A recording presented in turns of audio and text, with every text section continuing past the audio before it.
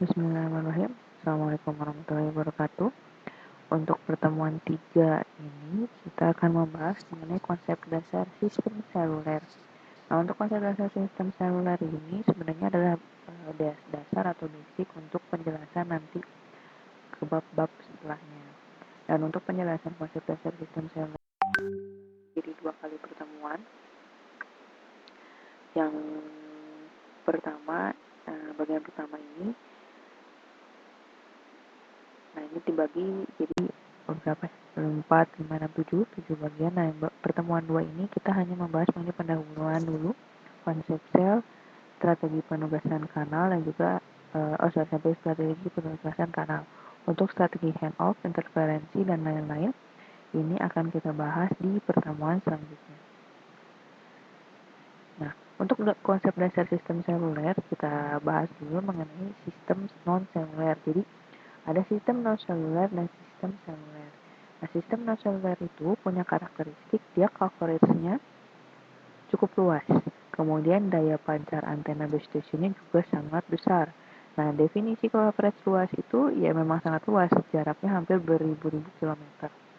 Karena beribu-ribu kilometer itu disebabkan oleh daya pancarnya juga besar banget. Bisa mungkin wattnya juga levelnya besar. Dan coverage juga lebar bisa disebabkan karena antena base stationnya ditempatkan di tempat yang cukup tinggi. Dan satu frekuensi digunakan untuk satu sel. Jadi kalau selnya ada 1000, berarti frekuensinya ada 1000 yang dipakai. Gitu. Nah, sebenarnya sistem non-seluler ini nggak efisien sebenarnya. Apa aja yang bikin dia nggak efisien? Pertama, kalau selnya banyak, otomatis frekuensi yang digunakan akan makin banyak. Kemudian penempatan antena BTS kalau mendapat coverage-nya luas, ya antenanya harus tinggi. Harus mungkin di atas 70, sedangkan kita punya keterbatasan tower, tergantung tower yang dipakai. Kemudian daya pancar antena base station juga besar, bisa sampai mungkin berpuluh-puluh watt mungkin ya, atau mungkin kilowatt. Nah, ini akan menyebabkan pancarannya juga akan mengganggu pancaran yang lain gitu. Nah, karena kondisi karakteristik sistem non-seluler ini, muncullah akhirnya sistem, nah ini ya, sistem non-seluler ini kelebihannya memang secara desain dia lebih murah, sederhana, tapi ya itu tadi, kurangannya kapasitasnya kecil, daya pancarnya sangat boros, segala macam, nah ini ya. Nah, gara-gara ini jadi muncullah yang namanya sistem seluler. Karakteristiknya, sistem seluler ini coverage-nya jauh lebih kecil memang dibandingkan dengan sistem non-seluler. Nah, definisi kecil itu berapa? Biasanya coverage seluler itu misalnya 2G ya, 2G itu maksimum bisa sampai 2 km. Tapi untuk kesini teknologi 3G, 4G itu coverage-nya mungkin hanya optimal di mungkin 700 meter. Jadi nggak nyampe 1 kilo, biasanya udah nggak optimal di sini. Dia emang sangat kecil. Kenapa sangat kecil? Karena daya pancar antena base station juga kecil. Levelnya mungkin miliwatt ya, atau watt, tapi angkanya mungkin nggak puluhan, hanya 1 atau berapa watt. Nah, kemudian teknik frekuensi yang dipakainya itu nggak sebanyak jumlah selnya. Jadi misalkan frekuensinya hanya 10, tapi selnya ada 100. Nah, 10 frekuensi itu digunakan berulang-ulang, makanya disebut dengan frekuensi reuse. Kemudian perpindahan antar selnya itu dikontrol atau disebut dengan pengontrolan pusat, atau disebut dengan handoff. Jadi setiap perpindahan dari sel A ke sel B atau ke sel C itu disebut dengan handover atau perpindahannya. Gitu. Itu karakteristik sistem seluler. Makanya sistem seluler tadi akan menciptakan keuntungan baru untuk melawan kekurangan si sistem non seluler tadi. Jadi kapasitasnya jauh lebih besar kalau di sistem seluler, kemudian daya pancarnya juga nggak boros, lebih efisien, dan setiap mobile station yang pindah nggak perlu reinitiating call atau nggak perlu manggil panggilan baru karena ada tadi fitur handoff tadi. Jadi ada pengontrolan terpusat. Sedangkan di sistem non-seluler setiap kali pindah sel dari sel 1 ke sel 2 itu dia akan putus dulu. Jadi misalnya teman-teman ada di sel 1 nih, ada di Cimahi misalnya, mau pindah ke Bandung. Nah, Bandung itu sel 2 misalkan. Setiap kali perpindahan dari sel 1 ke sel 2, teman-teman nggak bisa lanjutin obrolan. itu harus diputus dulu koneksinya, baru nanti call lagi atau membuat panggilan baru di saat sudah pindah ke sel 2. Tapi kalau di sistem seluler itu nggak perlu, karena udah ada sistem yang namanya handoff. Jadi setiap kali perpindahan antar sel ini itu tidak diperlukan lagi pemutusan, jadi langsung aja nyambung karena udah ada settingan atau pengontrolan terpusat antar BTS-nya. Itu keuntungan sistem seluler ya. Nah, dari tadi kita bahas mengenai seluler. Nah, itu basicnya memang adalah sel. Jadi, sel sendiri adalah definisinya adalah cakupan sinyal atau radiasi gelombang elektromagnetik untuk sebuah antena base station atau BTS. Nah, bentuk sel yang dipakai itu bentuknya apa? Sebenarnya banyak macam-macam bentuknya. Di sini ada bentuk segitiga, segi empat, lingkaran, atau apapun, heksagonal, atau apapun lah. Tapi, kalau yang dijadikan sebagai bentuk yang paling efisien adalah bentuk heksagonal. Kenapa bentuk heksagonal paling efisien? Pertama, dia nggak ada menempatkan ruang kosong. Jadi kalau teman-teman perhatikan, nih, untuk yang bentuk lingkaran misalnya nih, bentuk lingkaran ini kan bentuknya dia lingkaran ada yang ruang kosong. Nah, ruang kosong itu kan akan menyebabkan nggak optimal ya. Segitiga dia ya terbatas ukurannya juga, luasnya juga nggak luas-luas amat, segi empat juga sama. Nah, kalau teman-teman ngitung mungkin luas atau keliling lah kira-kira gitu ya. Segi 6 atau heksagonal mempunyai luas yang jauh lebih besar daripada bentuk yang lain gitu.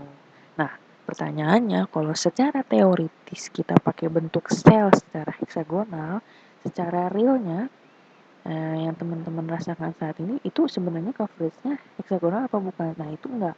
Jadi bentuk coveragenya itu secara real itu justru tidak beraturan. Tergantung dari daya pancar, coverage, terus tergantung juga di depannya ada yang menghalangi atau tidak, ada pepohonan, ada air, atau ada fading, atau apapun sekitarnya itu akan mempengaruhi bentuk coveragenya.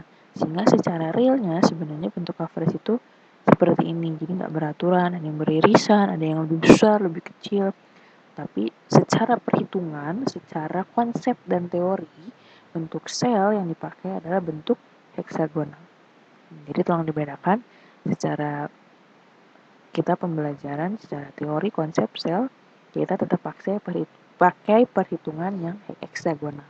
Walaupun di lapangan bentuknya itu seperti ini tidak beraturan. Nah, ini karena dipengaruhi nanti ada propagation model. Nah, itu nanti kita bahas lagi di bab lain. Gitu.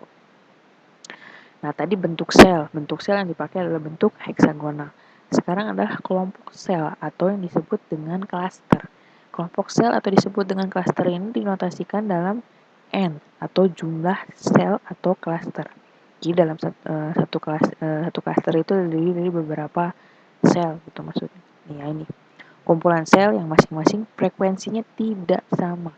Jadi dalam satu klaster misalnya nih, frekuensi yang dipunyai itu jatahnya cuma 10 frekuensi misalnya. Kemungkinan dalam satu klaster itu hanya punya dalam satu klaster itu hanya punya 10 sel. Kenapa? Karena syarat satu klaster itu frekuensinya tidak sama. Nah, ini syaratnya ya. Dalam satu klaster itu frekuensinya tidak sama. Jadi kalau frekuensinya cuma ada 10, kemungkinan dalam satu klaster itu cuma ada 10 sel. Gitu. Nah, dari bandwidth-nya atau bandwidth yang tersedia itu nanti dibagi ke dalam sejumlah sel dalam klaster.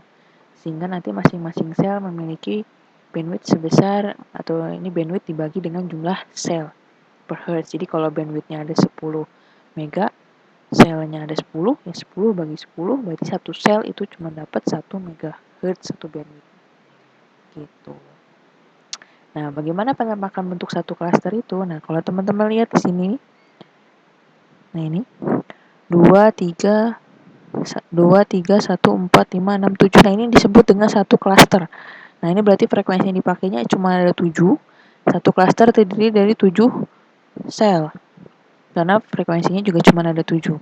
Nah, kemudian nanti di sebelahnya nih ada lagi. Nah, ini bisa jadi ini klaster yang lain dengan sel yang berbeda. 1, 4, 5, 2, 3, 7. Nah, ini mungkin dia klaster yang lain dengan jumlah sel yang sama 7. Gitu. Jadi dalam satu area kalau jumlah selnya ini untuk kondisi sel sama dengan jumlahnya sama dengan 7.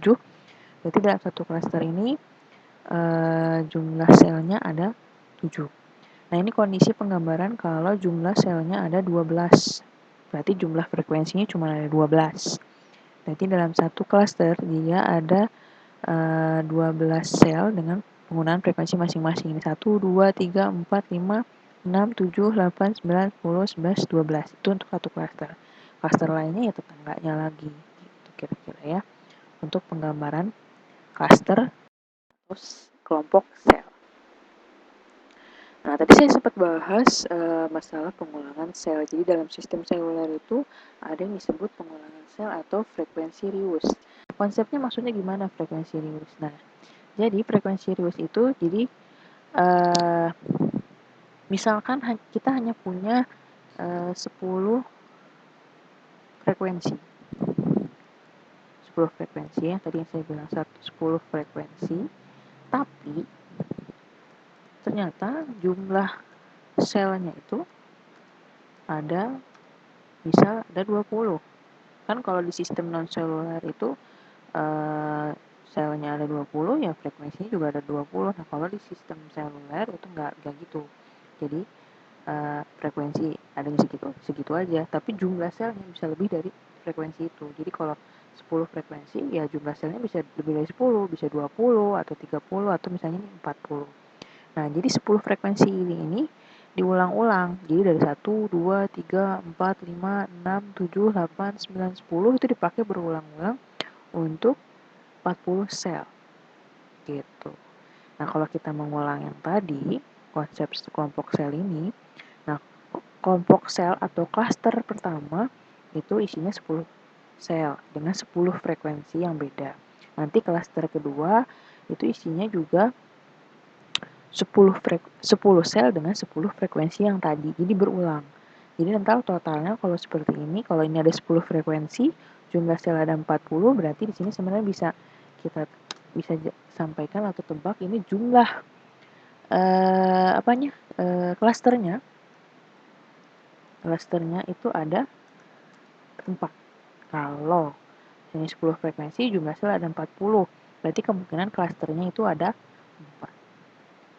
Di sini makanya ditulis contoh persamaannya. Jadi konsep frekuensi rius di sini S sama dengan K kali N. Maksudnya gimana? Jadi jumlah total kanal. Jumlah total kanal itu maksudnya ini. Kemudian jumlah sel atau jumlah sel atau ukuran klaster itu disebut dengan K. Kemudian jumlah kanal itu nanti ada berapa. Nah, ini hubungannya kira-kira seperti ini. Nah, detailnya seperti apa sih proses pengulangan sel nanti akan dibahas di bab selanjutnya, tapi di sini saya membahas konsepnya aja. Jadi namanya frekuensi rius seperti ini kira-kira konsepnya. Detailnya seperti apa, pengulangannya bagaimana, aturannya bagaimana, itu nanti akan kita bahas di bab selanjutnya karena itu ada bab tersendiri untuk membahasnya lebih detail. Nah, termasuk ini untuk perhitungan NIJ ini maksudnya NIJ itu ini N, I, dan J. Nah, ini adalah karena bentuknya heksagonal, jadi nilai N itu memenuhi nilai ini. Nah, ini gimana ngitungnya itu juga di bab selanjutnya nanti akan dibahas. Jadi nggak konsep dan sepintas saja, kira-kira gitu. Nah, ini ada contoh pengulangan sel. Jadi hitunglah jumlah kanal per sel jika menggunakan N sama dengan 4, N sama dengan 7, dan N sama dengan 12. Jadi maksudnya dalam satu klaster itu ada 4 sel, yang ini satu klaster ada 7 sel, yang ini satu klaster ada 12 sel. Total bandwidth-nya adalah 33 MHz. Lebar satu kanal simplex 25 kHz. Sistem yang diinginkan adalah full duplex. Nah, teman-teman harus ingat, full duplex yang ini simplex. Jadi duplex, nah ini duplexnya. Kalau duplex berarti 2 kalinya dari simplex. Nah, berarti ininya adanya adalah kanal dupleknya, ini sistem ini adalah full duplek. Berarti ini untuk kanal dupleknya. Jadi kalau kanal simpleksnya 25 kHz, berarti kalau kanal dupleksnya adalah 25 dikali 2 atau 50 kHz. Gitu ya.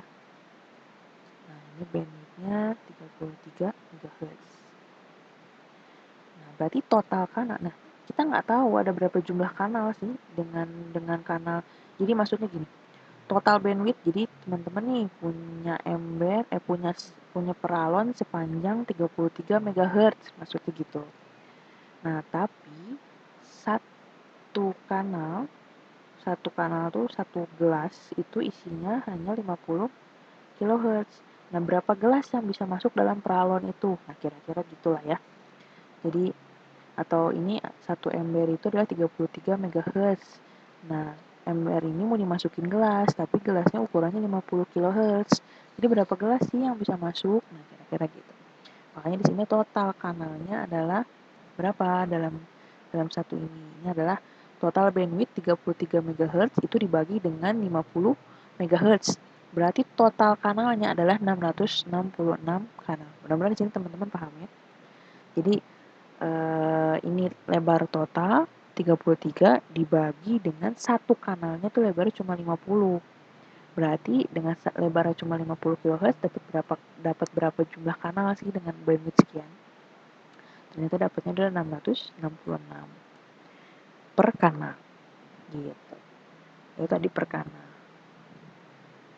Nah, pertanyaannya sekarang selnya ada 4. Berarti 666 ini dibagi jadi 4. Makanya ini 666 dibagi 4 adalah 665 kanal. Jadi teman-teman cek lagi, kalau di kalkulator itu 666 dibagi 4 itu sekitar 166, sorry, kalau 166,5 itu, saya koreksi ya, 166,5 kanal. Berarti yang dipakai berapa, Bu? Jadinya kanalnya. Oh, ini dipakai berarti 166 ya, Bu. Nggak bisa. Jadi 167 karena nggak ada yang kanal istilahnya setengah-setengah. Kalau kita cuma ambil kanal 166, nanti yang setengahnya kemana ya? Gitu. Jadi diambilnya adalah 167 kanal. Kemudian kalau n sama dengan 7, berarti 666 dibagi 7 itu 95,1. Ini juga sama, 95,1.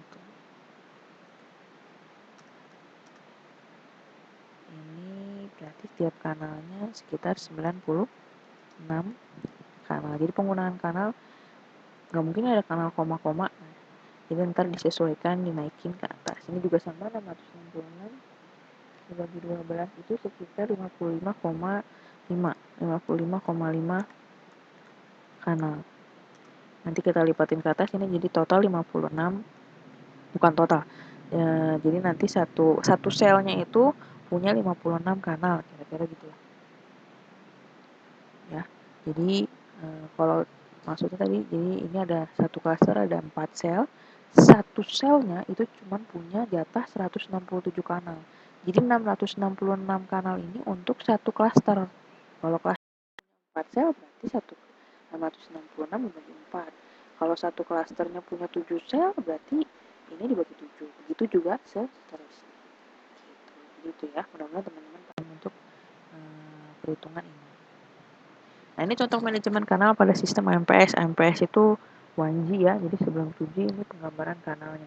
Jadi di sini ada blok-blok kanal. Kanal 1A, 2A, 3A, 4A, terus sampai 7C. Nah, tiap kanal ini punya alokasi frekuensi masing-masing. Nah, ini frekuensinya 1, 2, 3, 4, 5, 6, dan seterusnya. Ini angka-angka ini. Angka-angka ini tuh nomor kanal yang isinya adalah frekuensi. Gitu. Jadi kalau teman-teman misalnya nih, sel ini 1A, 1B, 1C. Nah, sebelahnya sini nggak boleh pakai 1A, 1B, 1C lagi. Juga nggak boleh pakai 2A, 2B, 2C. Pakai yang lipat 2. Apa ya? Jadi nggak boleh pakai yang sebelahnya. Jadi nggak boleh sama dan nggak boleh pakai yang sebelahnya. Harus loncat 1 minimal. Jadi bisa pakai 3A, 3 B, 3C. Nah, kayak ini juga sebenarnya nggak bisa nih pakai 4A, 4B, 4C. Kalian bisa disaranin 6. Yang ini 8 misalnya. Yang ini 2. Nah, gitu. Jadi, kalau mau pakai kayak gini sebenarnya bisa, tapi nanti biasanya ini 3 sama 4 ini akan menyebabkan interferensi. 3 sama 4. Kecuali arah antenanya nggak sama ya. Nah, ini pokoknya dikondisikan. Kira-kira gambaran manajemen kanalnya kira-kira seperti ini. Jadi ada alokasi frekuensi kanal dari 1 sampai 1023. Satu sel itu punya jatah 3 kanal berarti. Nah, ini berarti bisa 1A, 1A, 1B, 1C. Nah, ini maksudnya ABC itu sektoral ya. Jadi A itu sektor 1, B itu sektor 2, C itu sektor 3. Jadi dalam satu sel itu biasanya umumnya itu punya 3 sektor. Sektor 1, sektor 2, dan sektor 3. Sektor itu apa, Bu? Arah antenanya maksudnya. Arah antena 1, arah antena 2, dan arah antena 3. Ini juga sama, contoh alokasi yang lain. Tapi konsepnya sama seperti itu. Nah, selanjutnya adalah strategi penugasan sel atau penugasan kanal. Di sini disebutnya dengan channel assignment. Adalah strategi yang diperlukan untuk meningkatkan kapasitas dan meminimalkan interferensi. Potensi interferensi, nah ini bisa datang dari berbagai sumber. Tapi biasanya interferensi itu terjadi karena alokasi frekuensi tadi bersebelahan misalnya. Seringnya seperti itu. Tapi ada juga interferensi yang lain, kayak interferensi dari sel. Ya tadi interferensi dari sel yang lain tuh tadi kondisi kalau frekuensinya bersebelahan. Yang tadi nih, nah ini 4 sama 3 ini ada kemungkinan potensi interferensi. Makanya interferensinya dari sel yang lain, nah itu kayak tadi kondisinya. Kemudian interferensi dari user. Nah, ini user juga bisa menyebabkan interferensi ke user yang lagi ini. Kemudian bisa ada shadowing gara-gara ada pohon, kemudian ada ini entah operator lain atau bagaimana, kemudian ini ada multipath. Multipath itu jadi nanti juga kita bahas di bab selanjutnya. Multipath itu apa? Kemudian ada fastpath, ada fading segala macam. Nah, itu menyebabkan munculnya interferensi yang diterima sama si user yang lagi pakai gitu. Nah, secara umum untuk penugasan kanal atau channel assignment ini dibagi jadi 3. Ada FCA, DCA, dan HCA. Fixed channel assignment, dynamic channel assignment, dan hybrid channel assignment. Nah, bedanya apa? Nah, ini teman-teman nanti bisa baca bedanya apa. Jadi kalau fix ya tiap kanal frekuensinya fix, nggak bisa diubah. Dia baru bisa di-reuse kalau di cluster lain. Jadi kalau di cluster yang sama itu ya nggak bisa dirubah, terima aja. Jadi 0, 1, 2, 3, 4, 5, 6, 7, 8, 9, 10 ini terima aja, nggak bisa dirubah. Jadi sistemnya dia nggak efisien, ikut aja aturan memang yang sudah terikat dari BTS itu. Nah, kalau dynamic itu kanalnya tidak terikat. Jadi misalnya ini bisa dipakai 0, 1, 2, 3, 4 ini bisa dipakai di BTS 2. 5, 6, 7, 8, 9 ini bisa dipakai di BTS 1. Jadi nggak harus berurut seperti ini. Nah, kalau di fix ini udah di fix kan sekian, itu nggak bisa diubah-ubah. Kalau di dynamic itu bisa diubah sebagaimana kebutuhannya gitu. Sistemnya lebih efisien dan yang pasti kanal baru tetap bisa di-reuse walaupun di cluster itu. Jadi misalkan di sini mau pakai 1, 2, 3, 4, 5. Kemudian BTS 3 mau pakai 0, 1, 2, 3, 4 juga boleh, nggak masalah kalau dengan sistem tadi dynamic channel assignment. Walaupun kita tetap harus mempertimbangkan melihat dia ada interferensi atau tidak. Nah, dynamic ini nanti terbagi jadi 2. Ada yang fast dan ada yang slow. Kemudian ada yang tersentral, ada yang distribut. Nah, gara-gara DCA ini ya nanti muncullah hybrid channel assignment. Jadi, hybrid channel assignment ini gabungan dari FCA sama DCA.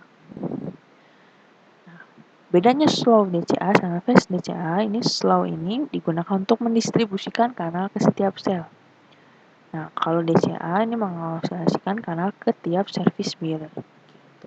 Jadi sebenarnya yang sering kita kerasa adalah ini. Kalau yang ini lebih ke servisnya, jadi nggak bisa kita lihat karena dia cepat pergerakan. Ini kalau secara tabel perbandingan antara FCA dan DCA. Itu untuk pembahasan materi pertama kita mengenai konsep dasar sistem seluler bagian pertama. Untuk yang bagian kedua akan kita bahas di minggu depan. Gitu. Mudah-mudahan teman-teman paham dengan dijelaskan pada materi ini. Terima kasih atas perhatiannya. Wassalamualaikum warahmatullahi wabarakatuh.